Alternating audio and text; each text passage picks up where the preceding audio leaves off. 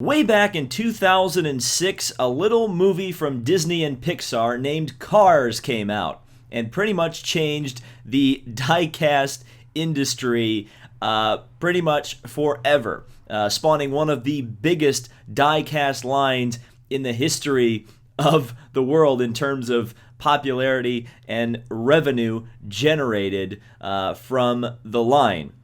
Now, of course, Cars was a movie based around the stars and the spectacle of NASCAR stock car racing. And with that, we got several officially licensed drivers, not only providing their voices for characters, but also providing the look of some of their classic racing machines to be produced in this very interesting style of diecast. Of course, the most famous examples of those are like Dale Earnhardt Jr., who actually had two separate molds of his diecast released, as well as Kyle Petty, Richard Petty, in the guise of Strip Weathers and Cal Weathers, and also classic drivers from other forms of motorsport, such as Mario Andretti. And yes, he actually signed it. But when the movie Cars 3 came out, that provided the opportunity to kind of go back to a movie very heavily focused on the sport of auto racing, particularly, again, on the NASCAR side of things. And because of that, we actually got some brand new drivers in the Cars style of diecast. Now, of course, spoiler alert for those of you who maybe haven't seen the movie yet, but the plot of Cars 3 is the fact that the older generation of the NASCAR stars begin to slowly get pushed out of the sport by the new young guns, the cars of tomorrow, or I can't remember, the cars of the future, or whatever they called them in the movie. Regardless, they actually got some of NASCAR's real stars of the future to voice some of the characters. And it took forever for us to get them in diecast form. One of these cars was released on day one way back in May when these were released, but I was waiting for all of them to come out to make a video. And when I walked into Walmart yesterday, they had a gigantic display of them, and after sifting through about 100 cars, and you think I'm joking, I'm not, I finally found Chase Racelott, Bubba Wheelhouse, Ryan Inside Laney, and of course Danny Swervez, but I already had him for a while. So, what we are going to do is an unboxing and review of these cars, and we're also going to compare them to their NASCAR diecast to see how different the Cars 3 versions of these drivers are. But there are some great looking paint schemes in these. These are very unique diecast. If you can find them, go pick them up. So, let's get into the diecast review of the Cars 3 Next Generation Racers. So the first Next Generation Racer we are going to be taking a look at is Danny Swervez. Of course, he's based on the real-life NASCAR driver Daniel Suarez, who replaced Carl Edwards at Joe Gibbs Racing in the Eris Toyota number 19. Now, it's so appropriate, actually, that each of the drivers, with the exception of one, actually ended up kind of replacing a former driver to get their seat in NASCAR. So let's take a look at Danny Swervez. I called him Daniel Swervez earlier. Apparently, they actually released this diecast with two different names. This Cars line is kind of notorious for changing names of the characters when they see fit. So that's not really a surprise. So there's a variation if you are one of those people who collects packaging, or if you're one of those people who really wants all the Daniel Suarez diecast. You're gonna have to go find two versions of this one. Of course, this one was released early on in the year, around May, I believe. I remember finding it in May when I was in town for the Indy 500, and then. This was the only one that they had released, which was really strange to me. I don't really understand a lot of the case assortments that they decide to do, and it seemed like They hadn't released new diecast for forever, so I thought I'd never actually end up getting to do this video because of the fact that the assortments in the store were so poor. But anyway, Danny Swervez is a pretty interesting looking diecast. Let's go in for a closer look as we zoom out. That seems counterintuitive, but don't worry, there's a method to my madness. So yeah, this has got very interesting deco on here because it's got the like a metal flake purple with like gold chrome. They really went all out for this diecast. Of course, Octane Gain is the sponsor, and actually in the movie, one of the named cars, I think it's Bobby Swift, is actually replaced by him. He's one of McQueen's friends in the beginning of the movie. Yeah. But Suarez in real life, yes, like I said, replaced Carl Edwards at Joe Gibbs Racing. Of course, he's a Mexican driver, one of the first, if not the first, Mexican driver in the NASCAR Monster Energy Series. So he's kind of a breakthrough driver, not only in terms of his talent, but in terms of his historical place in all of this. These next-gen racers, though, they're kind of weird. Like the number placement, that would not pass tech inspection, how small some of the numbers are. And the sponsors, that's the thing that really confuses me as to why the sponsors are so small. It's like if you look at it way back here, can anyone tell me what the sponsor is on that car? I'm just saying. But yeah, it's a pretty nice diecast. Now, all of these cars have the same mold for the bodies, but the difference is not only in the paint job, but the rear wings. And we'll see that in the next car, just how different some of these rear wings are. It's a way, I guess, for them to save money on molding parts for these cars. Of course, all they have to do is mold a plastic wing, and they're good. Yeah, pretty interesting. I think if you look on these wheels as well, you can kind of see that it says Lightyear. It's very, very hard to see, but it actually does say Lightyear tire on there, which of course is a reference to the first movie where all the cars said Lightyear on the tires, which I think they also said in the new movie as well. So that's Danny Swervez. Let's move on to the next driver. So the next driver in real life is one of my personal favorite drivers in NASCAR, and just recently will be driving the number 43 car. Of course, you guys know that Cars fan as Strip Weathers, aka the King, but in real life, it's Richard Petty's number 43. So congratulations to NASCAR driver Bubba Wallace. Of course, he's Bubba Wheelhouse in this universe, and of course, this was the car that they kind of based this on, his number 6 Xfinity Series ride. But it's great that Bubba is in the Cup Series full time, and I'm hoping he has great success in the Richard Petty number 43. So let's take a closer look at Bubba Wheelhouse. So I guess if they ever do a Cars 4, we know who's going to be in the 43 car with the Dynaco sponsorship. As we take a look around this car, obviously it also works for me because it's purple and yellow, and if you know anything about me personally, you know why purple and yellow is a good combination always on a race car. Of course, something I forgot to point out in the Danny Swervez part of this review is that all of these cars have the rookie stripes, which is accurate for all but 2 of them coming down later. But of course, thinking about the context of the movie, it makes sense that they have the rookie stripes. But yeah, this is a nice looking diecast as well. I do like that we got 2 purple cars in the first few releases of these diecast. They just, I guess, decided to give a couple of these next generation racers purple paint schemes, which I'm totally fine with. The more purple cars, the better.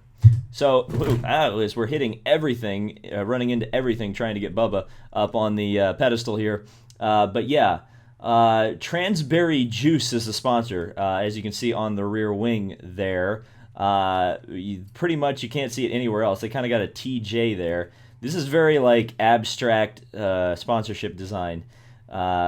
This is probably a little bit better in showing off the number than the Danny Swervez is, but not really.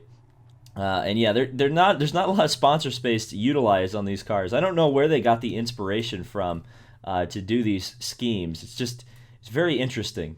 These are definitely nice looking diecast. I mean, they will definitely look good in your collection, even if you don't collect these, full time. I obviously collected these way back in 2006, and kind of leading through the first few years of the diecast when they were doing them. I definitely focused on the Piston Cup side of things, and that was quite a bit of fun for a while. But when Cars 2 came around, it kind of disillusioned me from the whole thing for several reasons, because, of course, Cars 2, I don't even consider to be Cars 2. It was that bad.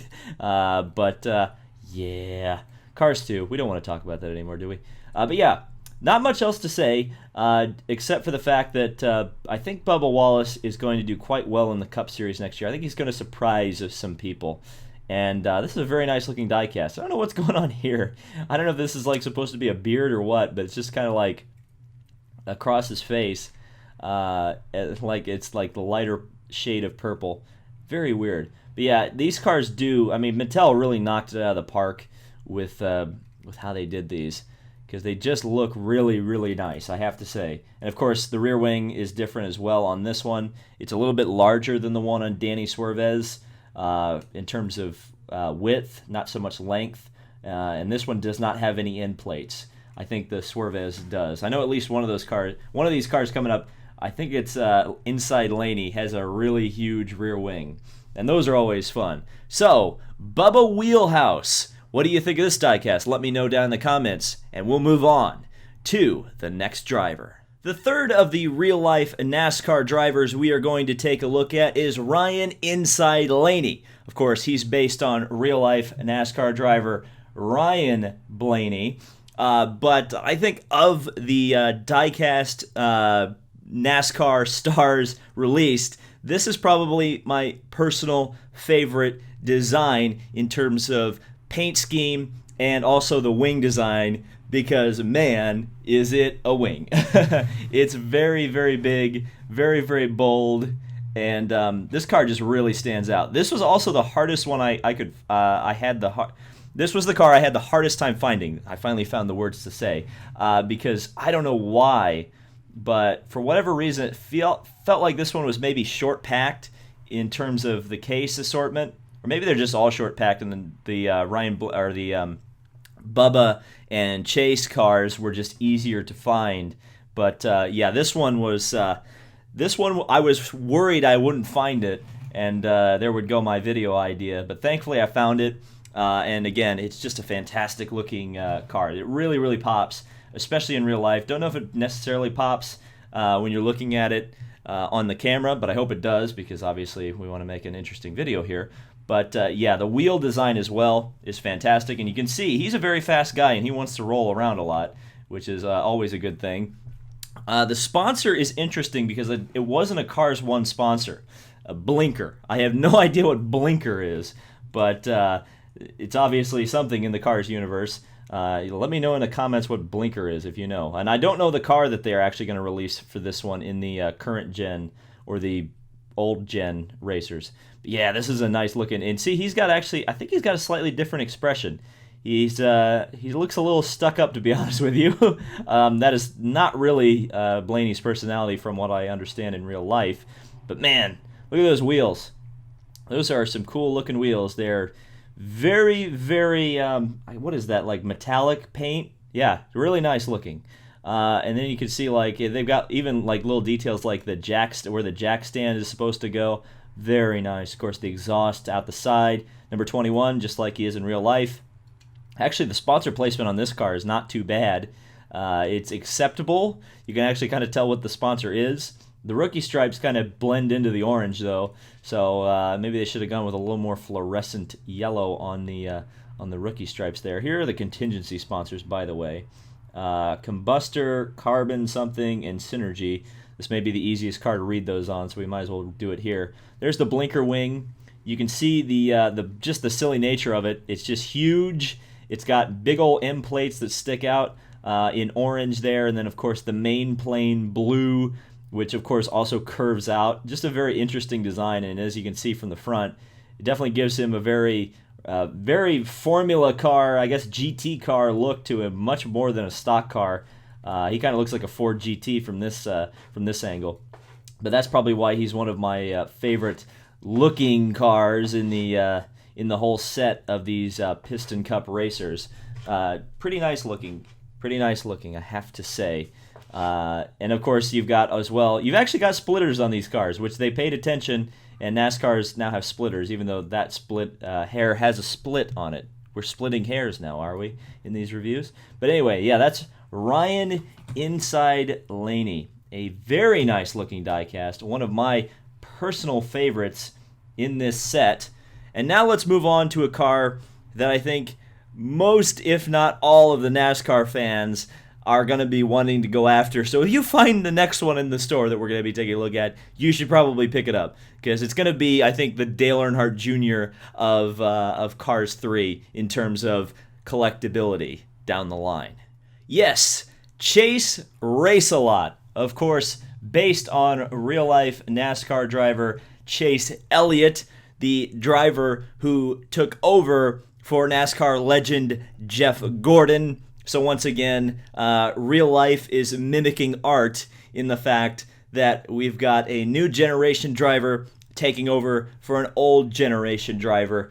And again, this is Inside Laney, Ryan Inside Laney, and Chase Racelott are probably the two best looking diecast of this set. It's just a very nice looking diecast. It really, really pops, and they spared no expense. I mean, look at the amount of chrome on this car with the green. Of course, he also took over in the movie from the driver named Brick Yardley. Of course, that is a reference to the Indianapolis Motor Speedway and its nickname, the Brickyard. I appreciated that. They also made a diecast of him. I have not bought it, ironically enough, because they keep including him in the big sets with all the other ones that are like exclusive for like half a year, and then they put him in the singles anyway. So I'm just waiting. Whatever, it doesn't matter to me. I found that it's a lot less stressful with buying Cars diecast when you just don't really worry about it and just kind of figure they're going to re-release the good stuff again eventually, rather than running around to stores and trying to find all of the cars right now. But anyway, I should be talking about Chase Elliott, not be talking about the fact that Cars diecast are sometimes hard to find. But yeah, so you've got this interesting green, and like, man, again, they spared no expense. But it's kind of funny that Vitaline sponsors him, which says for older active cars. Yeah, I guess Chase Elliott's no, he's not the oldest. I don't know why I guess it's kind of like AARP kind of staying on at Hendrick Motorsports after Jeff Gordon left. But yeah, look at this. It's kind of like a road. This design is very interesting because it's like you're going down a road and you got like the speed of the road. It's a nice design. They definitely did a really good job designing this one. Of course, you got the V for Vitaline on the back, and as well, you got the stripe. Of course, the rear wing on this car is quite a bit different. It's kind of got a nice delta to it, but it also has, again, the end plates, but not nearly as big as Inside Laney's end plates. So I guess Ryan has bigger end plates than Chase, so there you go. Make of that what you will. We've also got the contingencies, and we might have an extra contingency there. I'm not really sure. It's tough to read. That is the problem with these with the designs of these cars. These sponsors are hard to read. And I believe, again, I'm not sure if they're all the same mold. It's hard to tell with the faces. But yeah, there's the front of Chase. Is that a resemblance to Chase Elliott? I don't know. I'm not a Chase Elliott fan, so you'll have to refer to the Chase Elliott fans in the comments, because I assume there will be a lot of them, because there are a lot of them considering recent events in NASCAR. But yeah, this is a very nice looking diecast. Again, man, they've just hit it out of the park. I think Mattel did a fantastic job putting these together. And I'm pretty sure you'll be able to get these at the Disney store as well. Disney store does diecast too, but they're like huge. So there's going to be lots of opportunities to get Chase. And seeing as they didn't use like his Hendrick design, if he were to ever leave Hendrick Motorsports like Dale Jr. did with DEI, I don't think the licensing will be an issue. All you have to do is license Chase Elliott. There may be a bit of a trouble because he's actually got the correct number for his NASCAR driving. But yeah. So that is Chase Elliott, and as we hit the camera about 100 times, yeah, this is a nice looking diecast. I definitely, probably my number 2 one.